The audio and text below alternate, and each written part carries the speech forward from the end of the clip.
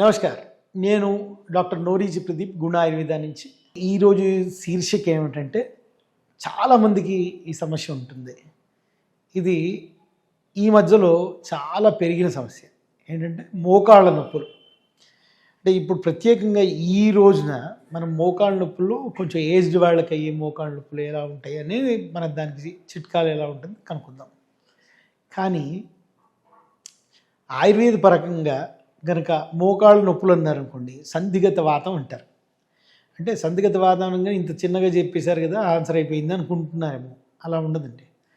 దీంట్లో 5 రకాలుగా డివైడ్ చేయాలి. అంటే సంధిలో వాతం ఎలా వస్తుంది? ధాతు క్షయజన్య వాతం ఉంటుంది. అంటే ఆస్టియోపోరోసిస్, ఎముకలు కనుక కొంచెం పల్చగా అయిపోతాయి కనుక దానివల్ల వస్తుంది. లేదా మీకు 2 ఎముకల మధ్యలో సైనోయిల్ ఫ్లూయిడ్ అని ఒక జిడ్డు పదార్థం ఉంటుంది, అది తగ్గినా వస్తుంది. దాని చుట్టుపక్కల ఉండే సర్క్యులేషన్ ఏదైతే ఉందో, రక్త ప్రసరణ ఉందో, అది తగ్గినా మీకు వాతం వస్తుంది. నరాల సప్లై అంటే న్యూరలాజికల్ సప్లై ఉండకపోయినా వాతం వస్తుంది. లేదా ఒక జాయింట్ చుట్టుపక్కల ఉండే అన్ని రకాల సపోర్ట్ సిస్టమ్ ఏదైతే ఉంటుందో అది వీక్ అయినా వాతం వస్తుంది.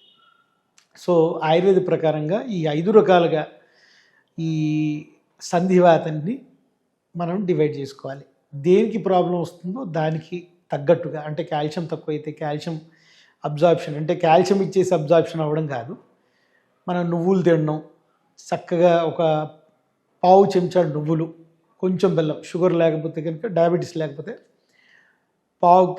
పావు చెంచాడు నువ్వులు, పావు చెంచాడు బెల్లం, 2 కలిపేసి నవిలేసి తినేసేయండి రోజు పొద్దునే. దానివల్ల ఏమిటి లాభం అంటే కాల్షియం అన్నిటికంటే ఎక్కువగా ఉండేది నువ్వుల్లో. దాంట్లో జపనీస్ రీసెర్చ్ ప్రకారం లిగనిన్స్ అని ఉంటాయి దాంట్లో.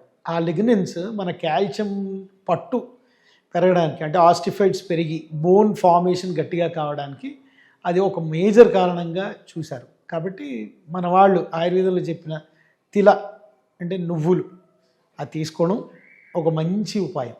అలాగే మీరు దానికి తైలమర్దన అంటే నువ్వుల నూనె తీసుకుని, నువ్వుల నూనె కానీ ఆవ నూనె కానీ తీసుకుని ఒక వెల్లుల్లిపాయ, కొంచెం దాల్చిన చెక్క వేసేసి దాన్ని కనుక బాయిల్ చేసి ఆ నూనెను రాసుకున్నా కూడా మీకు చక్కగా అక్కడ సర్క్యులేషన్ పెరుగుతుంది. అలాగే మీ గుజ్జు పెరగాలంటే ఇంటర్నల్గా మెడిసిన్స్ తీసుకోవాలి.